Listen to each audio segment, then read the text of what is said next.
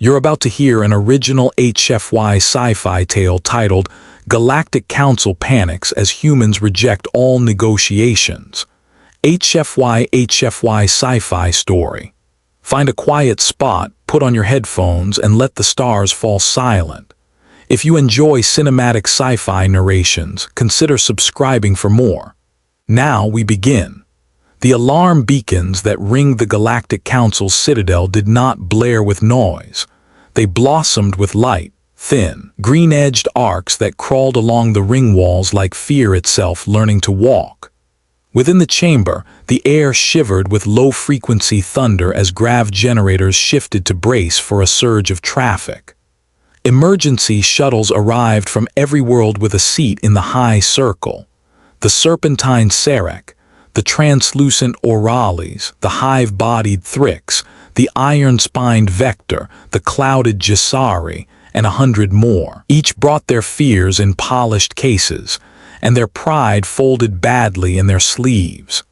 At the center, suspended over a floor cut from meteor iron, a holo of the Sol system rotated in slow, indifferent grace.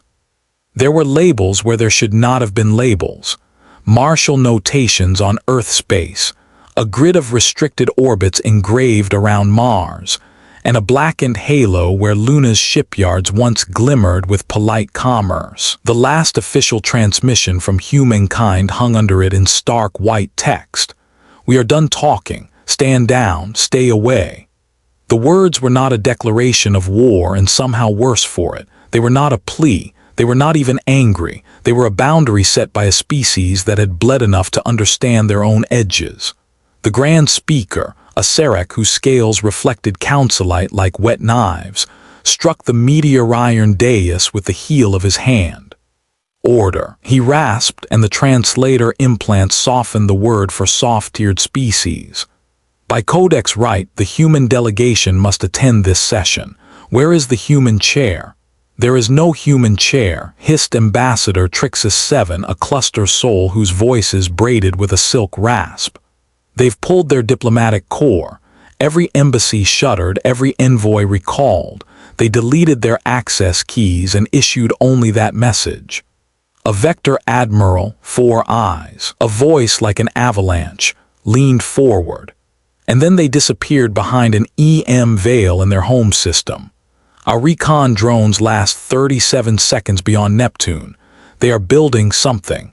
The energy spikes on Mercury suggest a Dyson lace. The heat signatures off Jupiter look like nested shipyards.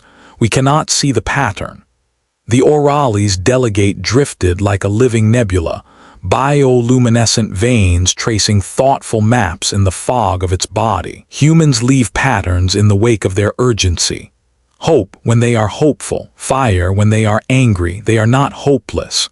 A rising clatter as smaller delegations murmured to their personal interpreters.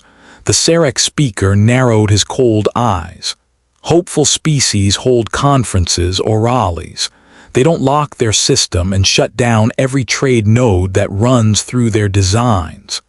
They didn't shut them down, the Thrix corrected softly, nearby tendrils clicking across the surface of a portable terminal. They set them to safe. They won't explode. They won't run for anyone else. They are asleep.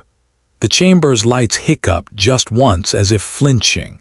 For a half-breath they dimmed, and in that darkness the holo of the Sol system brightened, the little model Earth casting an outsized glow across the upward faces of the Council.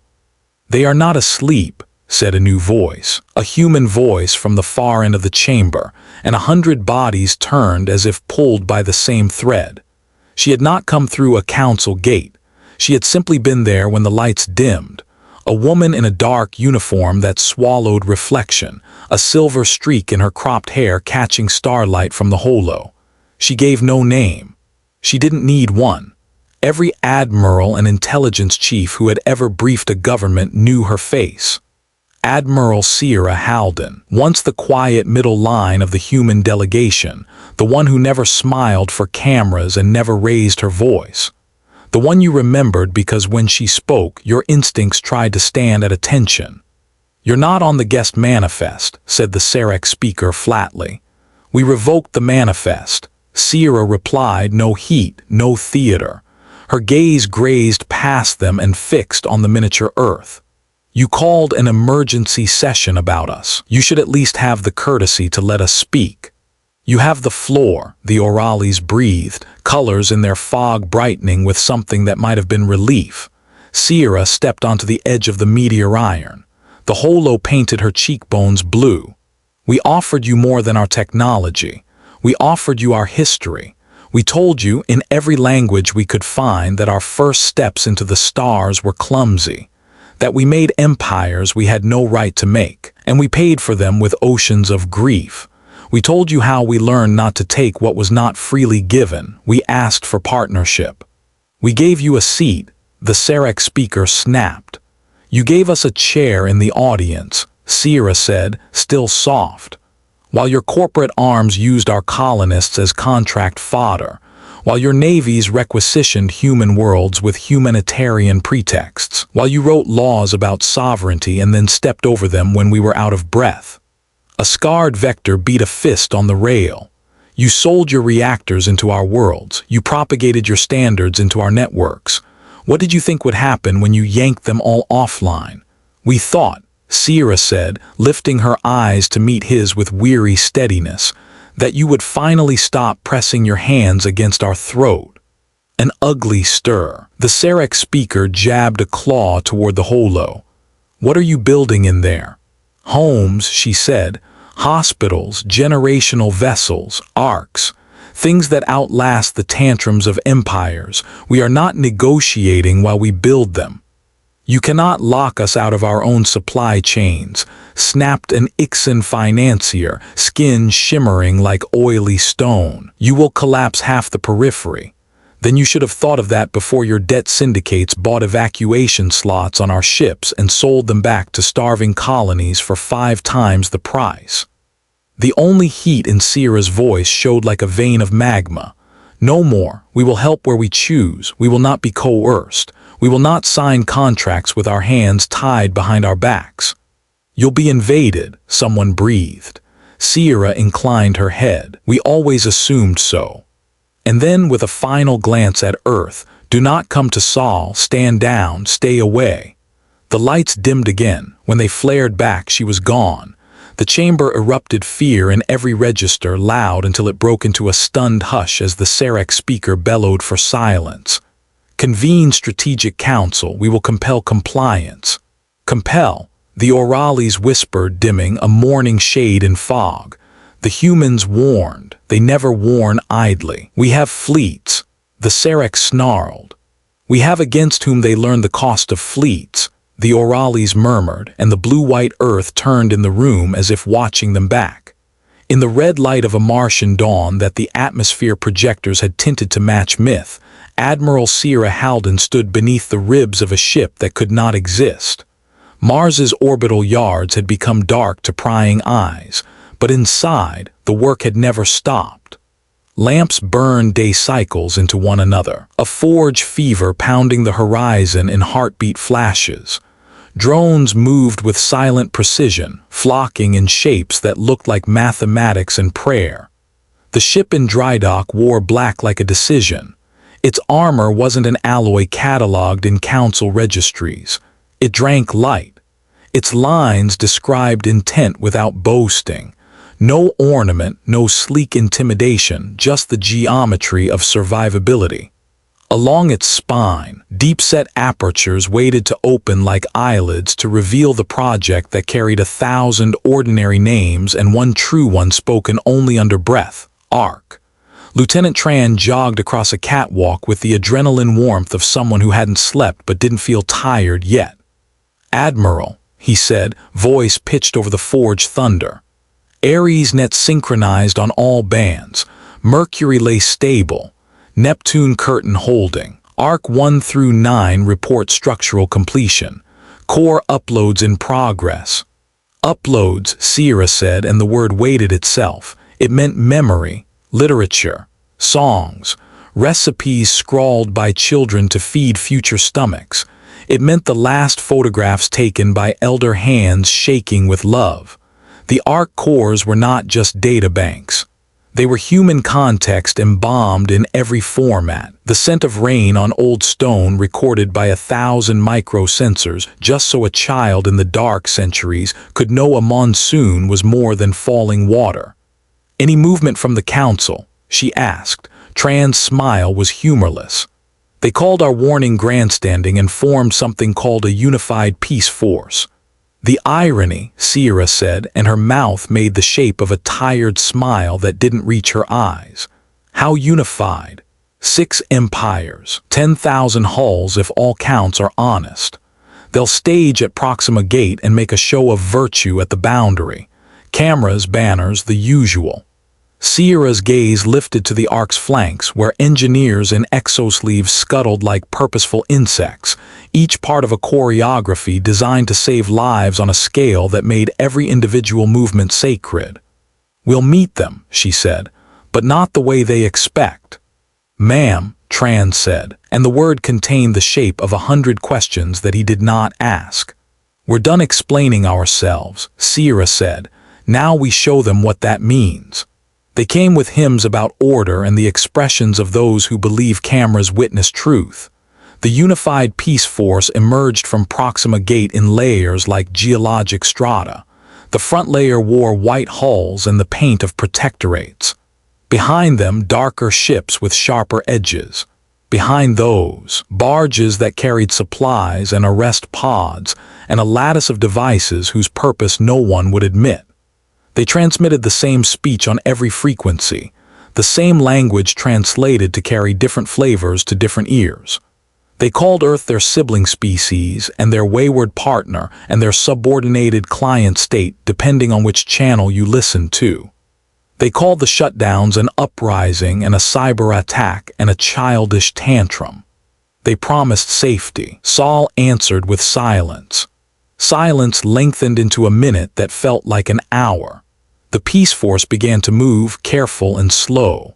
Scouts flowed ahead like silverfish skim, darting to taste the Neptune curtain. They died without dying. Their feeds went black, their hulls powered down, and the scouts drifted like toys whose batteries had been quietly removed by a parent tired of the noise. Rescue tugs lassoed them and reeled them in with flustered dignity. The curtain shimmered, invisible to cameras and visible to instinct. Commander after commander leaned close to their screens, as if closer eyes could puncture angles that math had made unkind. The council ships crossed the threshold as if stepping into a temple where you were not welcome and pretending not to notice. Inside, their sensors told lies that were also truths.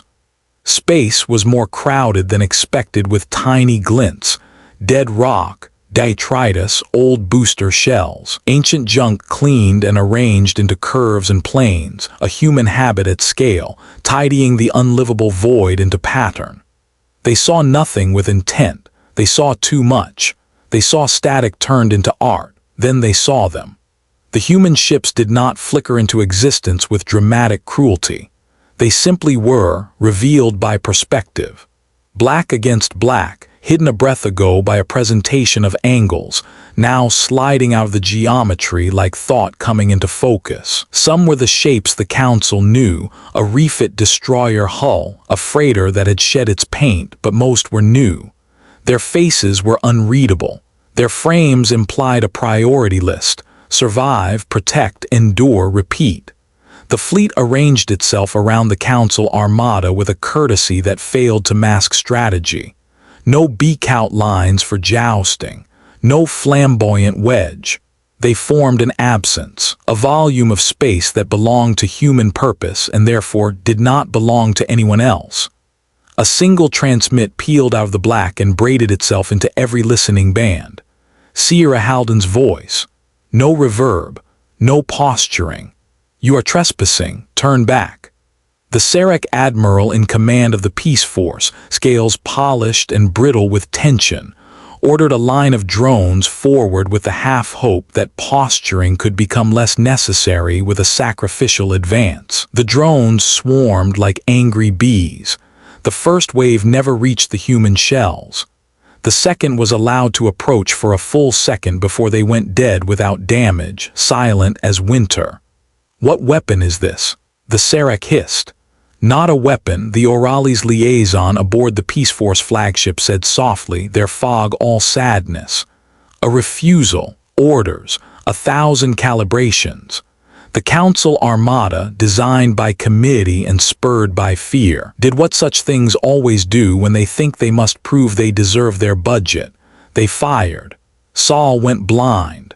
The Neptune curtain clenched and the currents of fields you could not feel with skin collided in a pressure wave of unlight. Data shook itself to pieces. Hard drives committed ritual suicide to protect themselves from corruption. Quantum arrays curled like burning paper. On every deck of 10,000 ships, lights went out not with drama but with that horror of mundane failure, the kind that clicks and leaves you in the dark with your breath loud. On the human side, nothing exploded. Little bright flares blinked like the eyes of creatures living at trench depth, bioluminescent and patient. The black ships did not answer with salvos. They simply waited while the Peace Force learned what it meant to attack something that had prioritized resilience over spectacle. When power returned, the Peace Force found themselves surrounded more closely. The black ships had moved without the courtesy of thruster bloom, as if space itself had let them pass. Sierra's voice again, not raised. "We offered you a way to save face. Take it. Leave. This ends without monuments." Someone on the council side, too young or too frightened to understand, fired anyway. A single lance. A single human hull flared blue as a wing of the curtain wrapped it, the field eating energy like rain drinks dust. It endured. Sierra's voice grew tired. "Enough." The human fleet slid aside as one body drawn by one logic and opened between itself and the council ships a corridor that led outward to the gate. Not a threat, a road. Even empires know when they are being spared. The Sarek admiral had pride that pressed hard from inside his ribs, threatening to crack him on the edges. He clicked his teeth until pain gave him clarity. He ordered a retreat. The Armada left Saul not rallying but quietly, a line of ships with their weapons folded like hands they no longer trusted. The feeds said nothing because they had recorded almost nothing.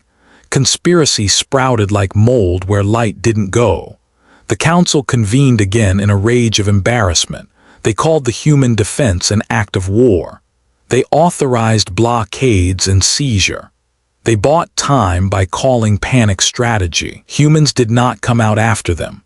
Humans did not gloat. They closed the curtain. The gates flickered and died like candles that had done their job. Inside Saul, the hard work resumed. The hard work felt like grief with a hammer. Earth cities wore scaffolds like jewelry they had earned. Rivers crawled with barges moving soil that had slept poisoned too long. On the sea, wind farms rotated with the unhurried dignity of creatures no longer hounded. The sky above Africa sang with atmospheric harvesters drawing moisture inland to kiss old deserts green. Antarctica shone with domes like pearl nests where they brewed climate patience in vast, slow recipes.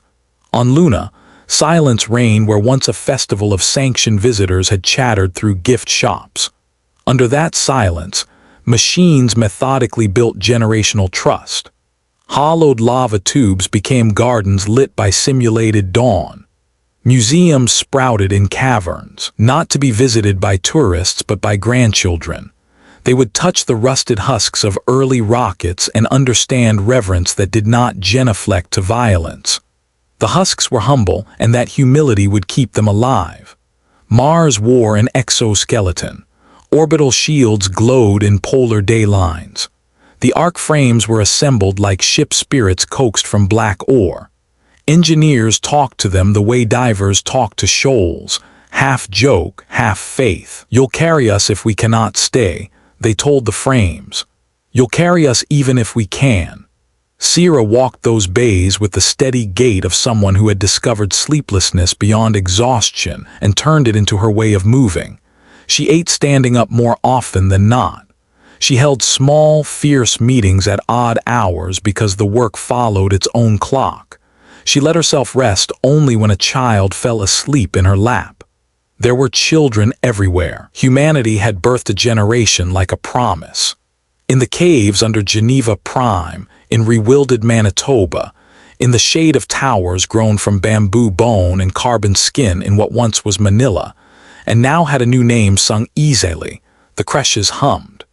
Within them, babies learned that the world hummed, too, not as a menace, but as a machine that rumbled with love.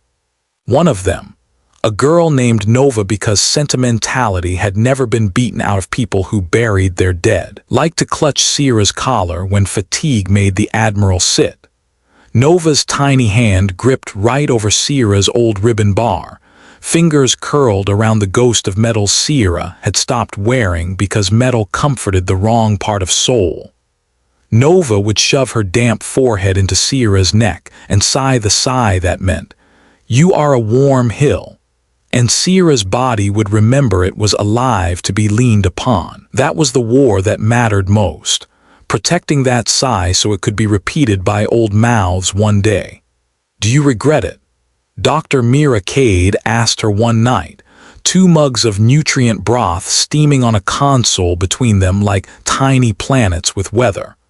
Mira had been the moral spine of the ARC project before it had a budget. She taught ethics to engineers as if it was a load-bearing beam. She wore her hair in a stubborn braid and her ears were always smudged with conductive grease. She called Sierra by her first name when everyone else braced in vowels. "Regret which?" Sierra asked. "The warning, the curtain, telling the council to stand outside our door with their hats in their hands and think about what they did."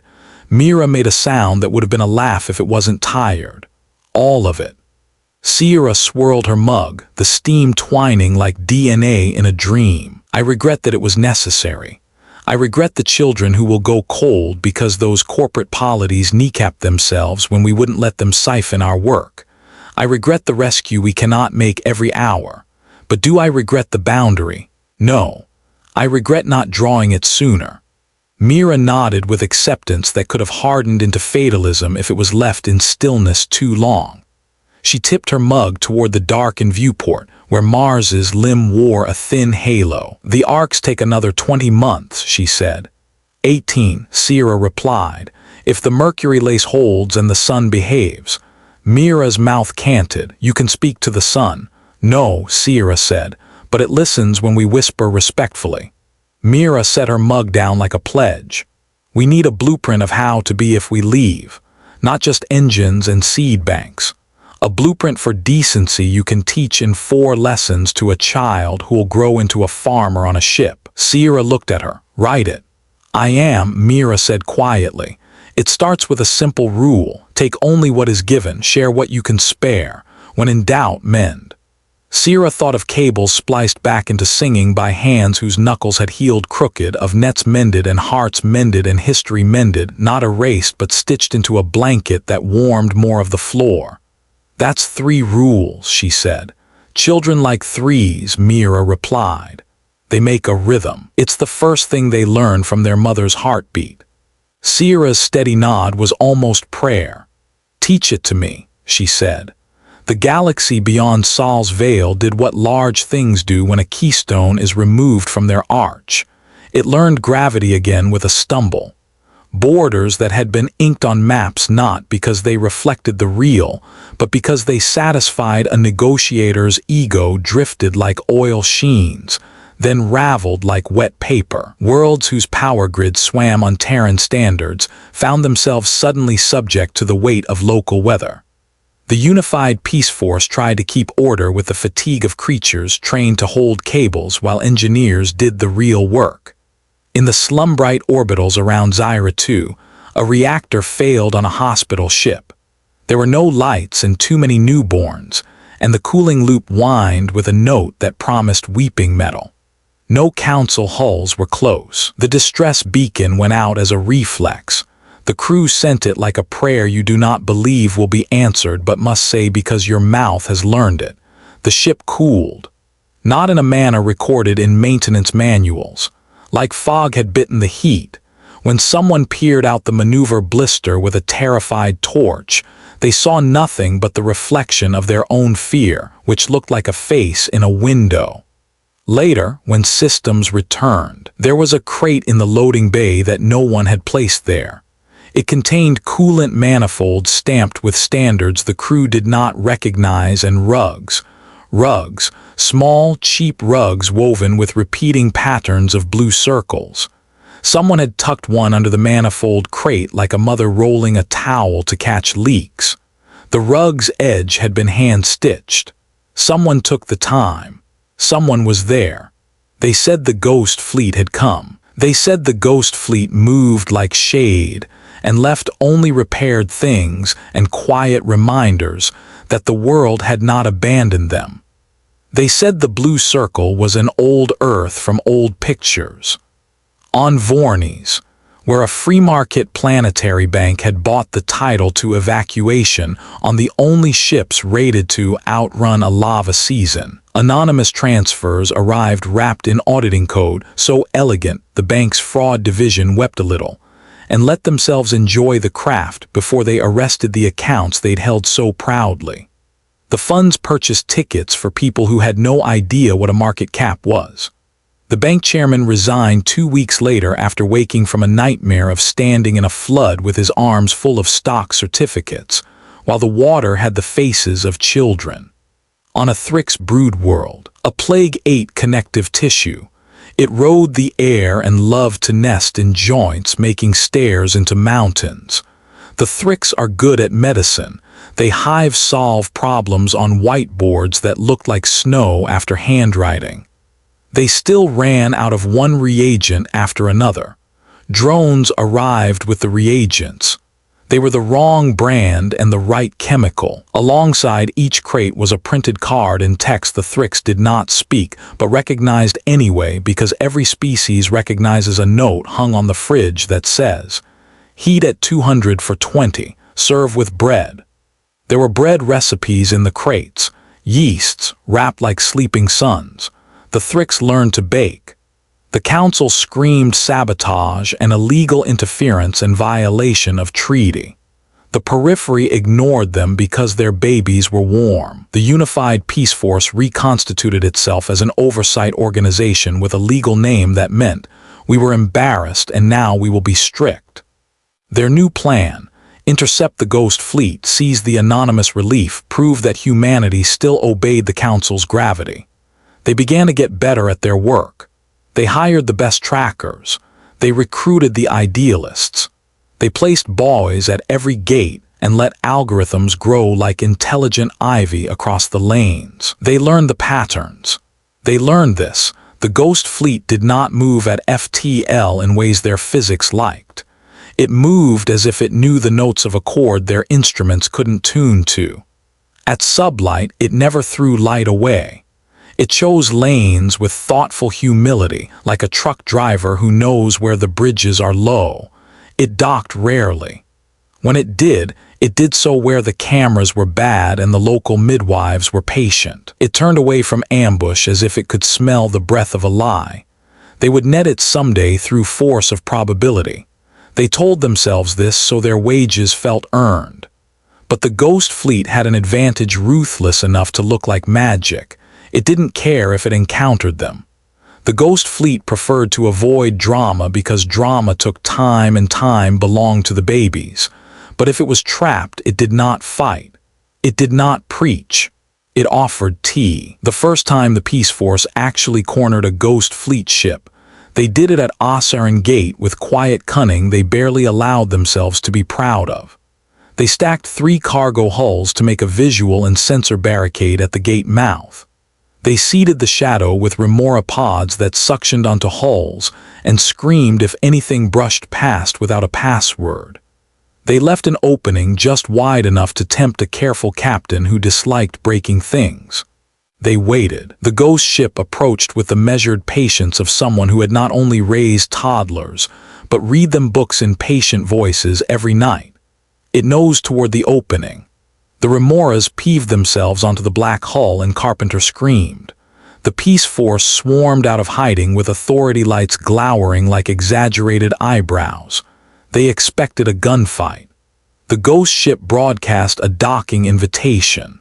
The piece of text that carried it across every band did not say, "We surrender" or "Come aboard for a rest." It said, "Come in, your boots are welcome, we brewed water with leaves for you." The Sarek boarding commander almost choked on the taste of sincere courtesy. He attempted some bluster to honor his training. The ghost ship pinged a repeat, "Truly. Bring your tired with you. There is seating. We salvaged couches from a pleasure liner. They are ridiculous and very comfortable. We cleaned them." The Sarek came aboard with a team of 12 and found the couches were indeed ridiculous. Rose velvet, broad arms, brass nails. They swallowed lizard mass whole and made proud officers look like pampered cats. The boarding team experienced the great leveling power of a good sofa and knew in their bones they had lost a battle without shots. They were offered tea. It was not a metaphor. It was leaves steeped in water at a temperature respectful to the leaf's architecture. No antidotes. The Peace Force's med sniffers tested the steam and returned results like contents, the taste of safety. Some of the boarding crew refused on principle and regretted it when they were alone. Some drank and cried without knowing why. The ship's captain was a woman with a face like the idea that kindness was something you sharpened and kept at your hip.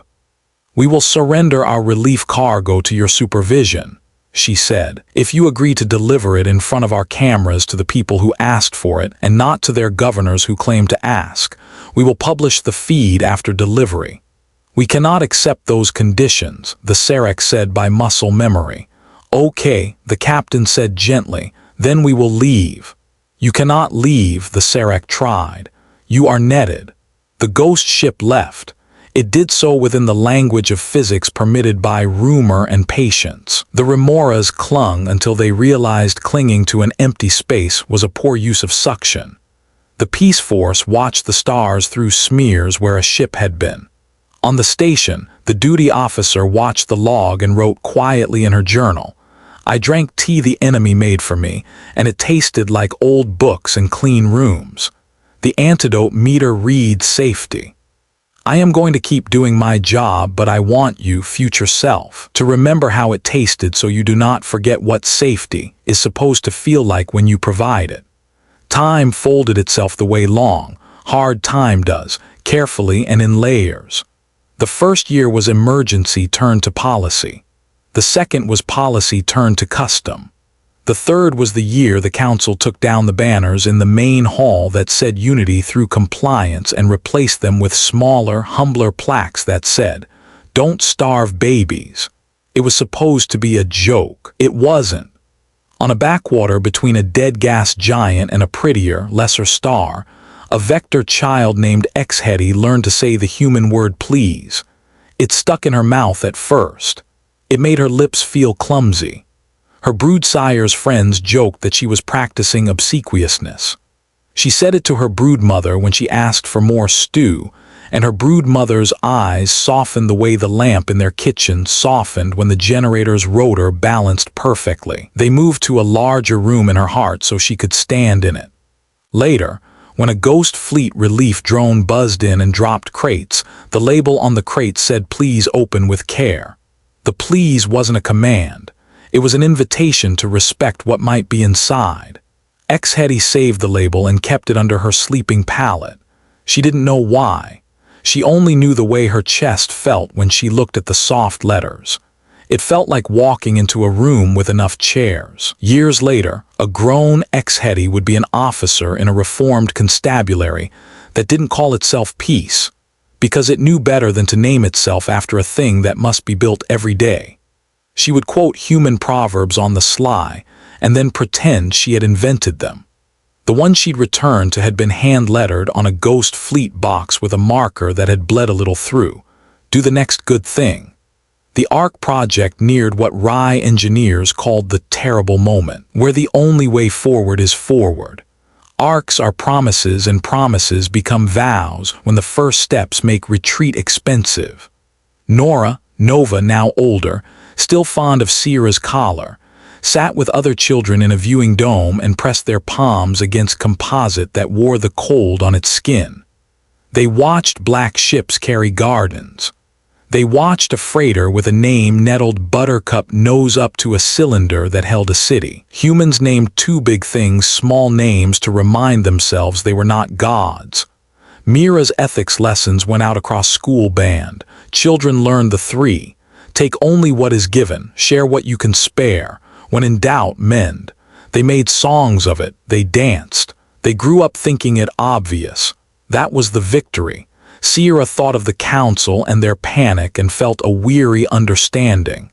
Panic is a motherless thing. It wants to be adopted by your good sense and raised like a wolf in your kitchen.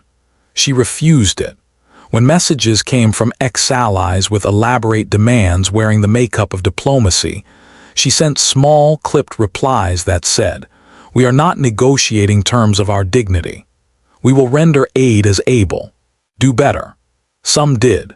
Many didn't, but the shape of possible changed as surely as shorelines shift in an old climate when tide begins to learn a new dance. On an unremarkable day coated in dust and careful hope, Sierra walked a catwalk under Arc 2, and the feed in her ear clicked to a tone that meant, "Something rare is arriving."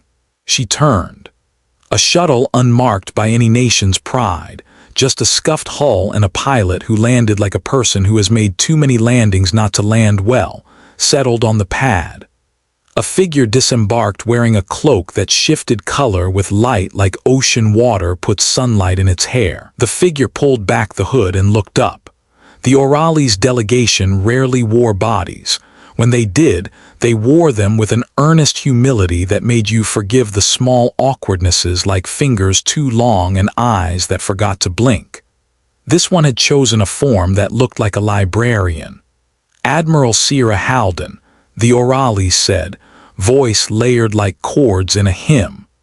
"I ask audience as one who owes a debt of clarity." Sierra nodded to the escort who did not need telling to lower weapons they had pretended not to point. She descended the ladder and met the Oralis at pad level.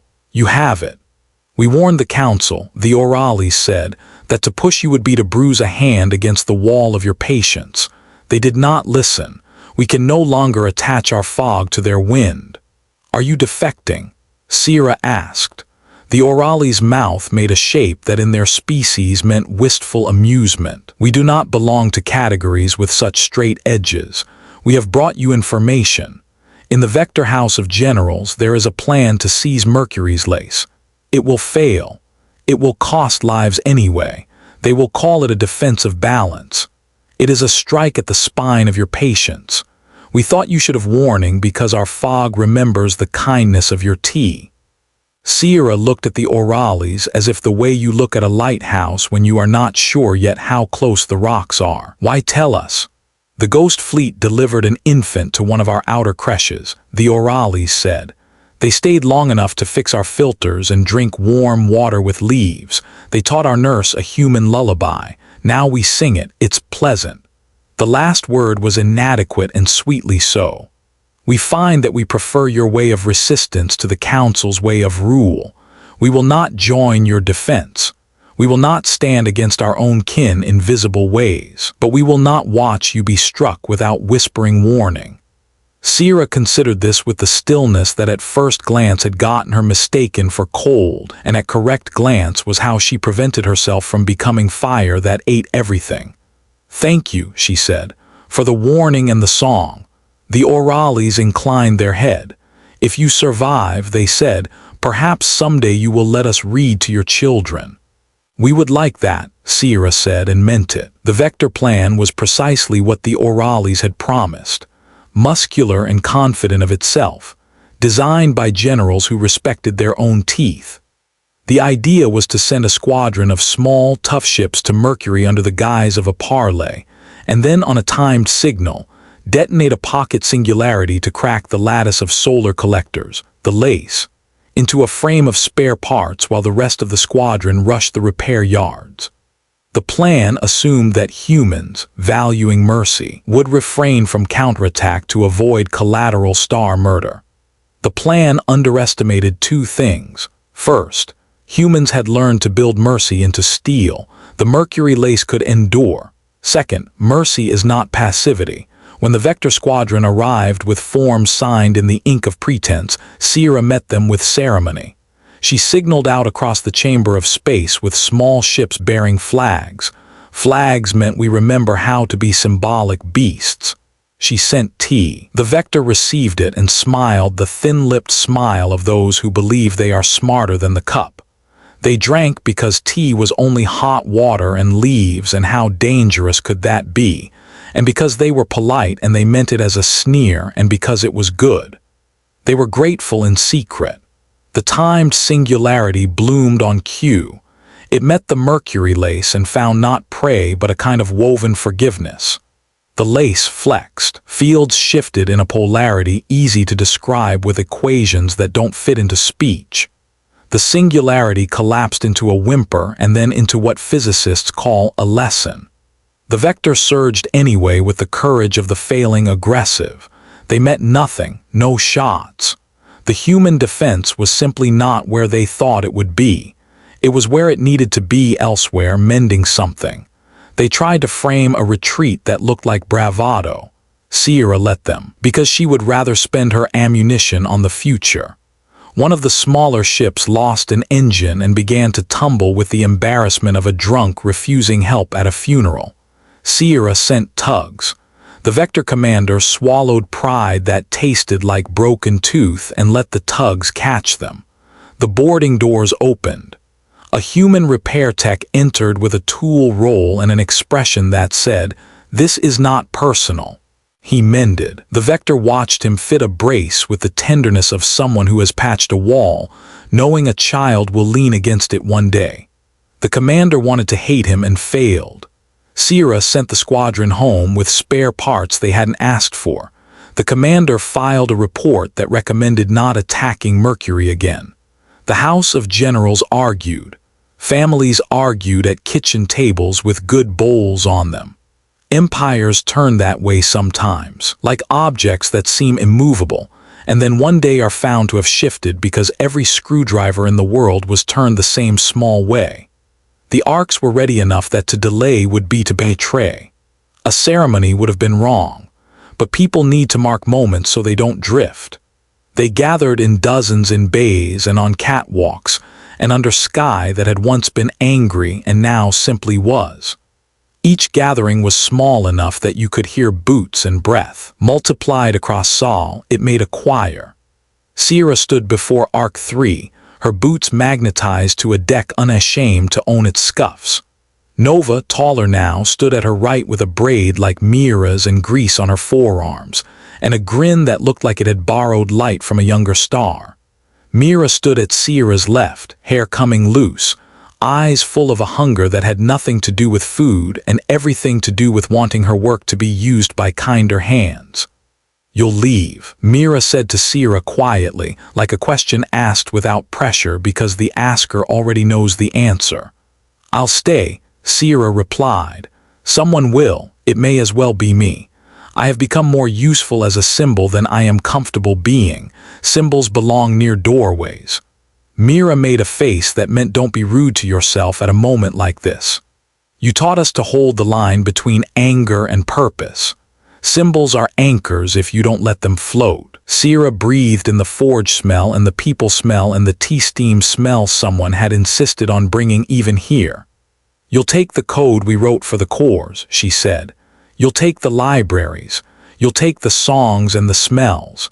You'll teach children to call this luck, not that we had to leave, but that we had somewhere to leave to." Mira nodded. "We'll plant gardens in gravity drums and argue about soccer on rec nights. We'll tell ghost stories about capitalists. We'll practice kindness every day until it becomes a reflex like closing a door so the heat stays in." Nova bumped Sierra's arm with adolescence's eternal gesture, affection disguised as jostle.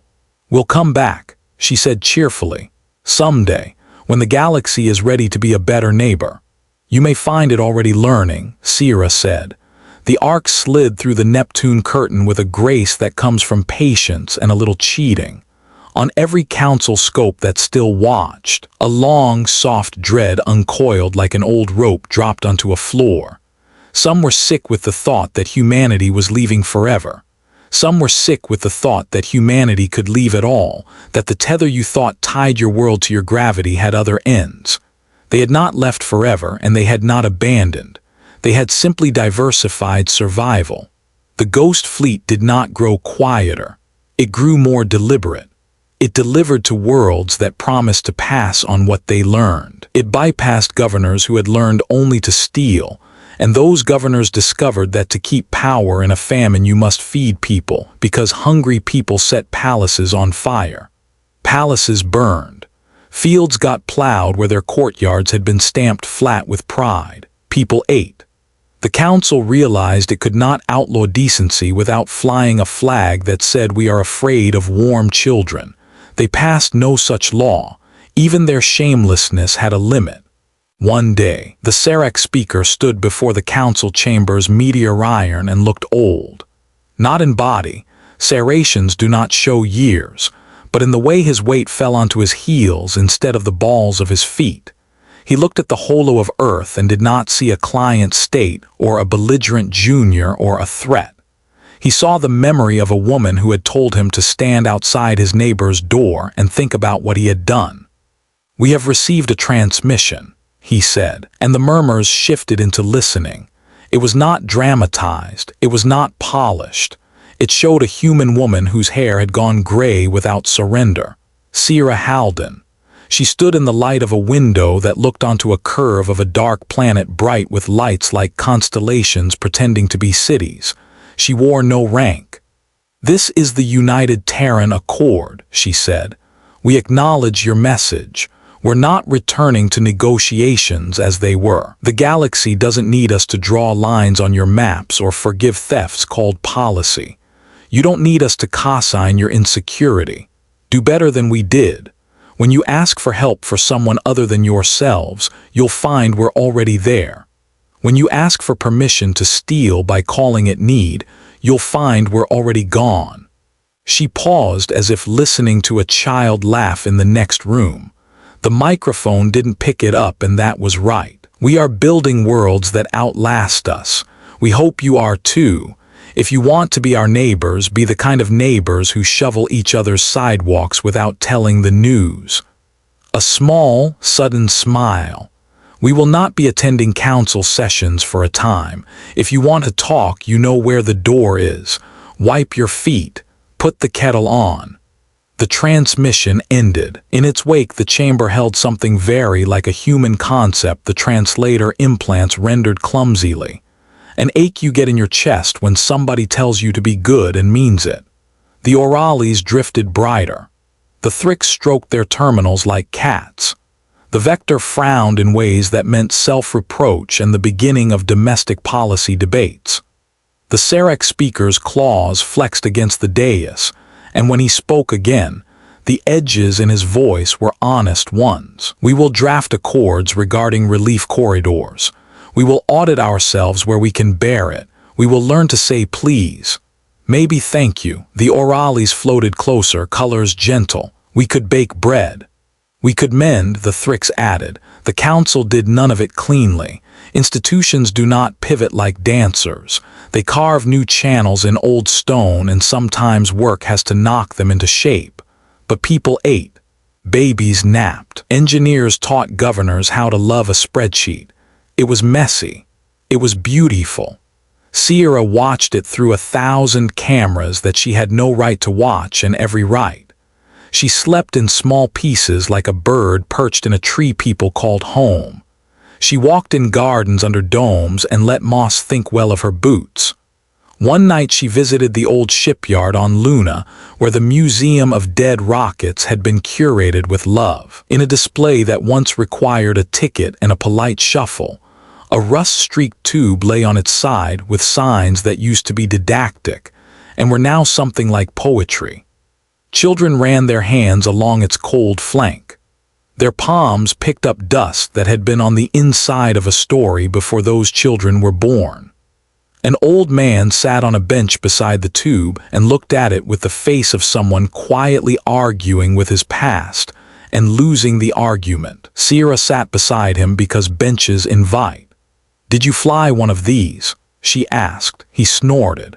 I ate the rations those astronauts got named after, he said, which was a gentler way of saying, I lived through television. He looked at her like he knew who she was and did not intend to make it a performance. They left to go nowhere and then came back and told us nowhere was beautiful. Nowhere is just a place without your people in it yet, Sierra said. We found a lot of nowheres, we filled some. Did you expect to be this good at it? He asked. The question was genuine, not a jab. No, Sierra said, equally honest. We expected to be stubborn enough to keep trying until we were competent. I think we've done that. Competence is underrated. It keeps babies fed. The old man laughed, the kind of laugh that resets shoulders. I made screws most of my life, he said, the kind that hold other things you actually care about together. My grandson wants to be a poet. I keep telling him to be an engineer. He keeps telling me poetry holds things together too. I think you two would get along. We do, Sierra said. He writes on boxes we deliver. The old man nodded, satisfied in a way that let his jaw settle. Good, he said, and the word weighed like a sigh that has decided to be hope instead. They sat on the bench a while. Somewhere a child said the word please and it made the air better. The last crisis looked like a summons to the old disaster, a corporate polity, a small one, but mean in the way small things get when they have tasted borrowed power, decided to seize a planet's water rights by contract clause and enforcement by hired fleet. They did it sloppily because they had grown used to fear doing their work. 3 human ships slid between them and the planet like a bar of dawn light through bad curtains. The corporate fleet commander opened a channel and did the voice. It's a voice you hear across centuries, dripping with legal power and cracked with logistic boredom. You are interfering with, the human captain interrupted, voice all tea and torque. You can file your complaint with the part of space labeled we don't care. We're here to make sure your contract ends where more people's thirst begins. You cannot decide that, the commander said. We can absolutely decide that, the captain said. We just did. You can decide to go home. The corporate fleet fired because that is what such fleets do when they lose an argument. The shot struck a human field made out of lessons. They did no drama. They did nothing but fail. The corporate fleet had a moment in which they considered what it meant to be paid to bully and to be told no in a voice that would not budge. They cut their engines. We will sue you, the commander said, because it was almost religion. You will be very tired, the captain said kindly. Drink water, it helps. The planet's rivers ran in their beds. The babies on that world laughed in their baths. The next year, those babies learned please before they learned mine. That is a strange thing to claim. It is also true. Time kept behaving the way it prefers, forward, with occasional detours that teach humility. The Arcs wrote their own epics and broadcast them quietly to places where they knew reception would be soft. They taught themselves to fold farms into cylinders without losing the way a tomato tastes like sun. They named cities after lost pets and favorite teachers. They docked sometimes at worlds whose governors had trained themselves to say thank you without clenching, and taught them how to mend pumps. Sierra's hair went all silver. Her hand stayed steady. She kept her rank only as long as people felt they needed to salute something. When they stopped needing to, she hung up the uniform that had been designed to look like a future that had once been imagined violent. She wore a work jacket with too many pockets. She kept a pen in one and a roll of tape in another and tea leaves in a third because she liked to be useful in the small. She wrote a letter and sent it to the council not as a holospeech but as text. It had creases in it like a folded map, because she printed it on paper first to make sure it fit in the hands of the future if it needed to. We did not reject negotiations because we relish isolation, she wrote. We refuse to keep arguing about our right to exist with dignity. We are willing to coordinate relief and policy where it helps. We will not provide your sense of legitimacy. We are not a mirror. If you want to know what you look at the people you pull from rivers. The letter was archived in 100 languages. People copied it by hand into notebooks they kept on clean refrigerators with magnets shaped like strawberries. Children memorized paragraphs and recited them in small classrooms with big windows. In the end of this tale, but not of the work, a delegation arrived at a quiet human outpost on a moon that had never thought it would wear politics. They came without banners. They brought bread. The delegation included a Sarek without the old speaker's polish, an Oralis who wore their fog like a shawl, a Vector whose jaw had been set by arguments won at kitchen tables, and a Thrix who smelled like solder. They landed and walked and stood in a room with a window that showed the curve of a giant planet doing its blue puddle imitation in space. Sierra met them with a kettle she had made with her own hands, not because she liked making kettles, but because making an object that boils water in a trustworthy way is a kind of promise. She poured. She listened. "We are not here to negotiate treaties that allow theft," the Sarek said carefully. "We are here to ask how to build systems that decline to allow theft without requiring your ships to measure our goodness." Sierra set her cup down. The clink sounded like punctuation at the end of a long sentence you weren't sure you could speak without failing. "You build small," she said. "You place your pride in screws, not statues. You audit every place someone can skim. You pay nurses more than admirals. You teach children that please opens more doors than force. You choose one thing and mend it until your hands know how. Then you do it again. This sounds simple. It is also exhausting. Do it anyway." The Oralis brightened like dawn in fog. "We brought bread," they said, and it was unnecessary to say it aloud because the room already smelled like crust and butter. But they said it because gifts want to be named. They ate. They talked. They did not sign a treaty. They wrote a shopping list of tasks to try and put magnets on the list to make it stick to a fridge. They laughed once. The laugh surprised them. It didn't feel like relief. It felt like the sound your house makes when it settles in winter, a creak that means the beams are doing the work they were cut from the forest to do. After they left, Sierra stood in the window and watched their ship cross the blue. Nova came up behind her and looped an arm around her waist with the ease of a child who had become comfortable with her own strength and liked to share it. "Was that a peace agreement?" Nova asked. "That was a grocery run," Sierra said. "It will feed a lot of people." "Do you miss the way it was?" Nova asked, not meaning any particular time, just the shape of a before that lives in all stories about after. "I miss some faces," Sierra said. "I don't miss begging." Nova nodded.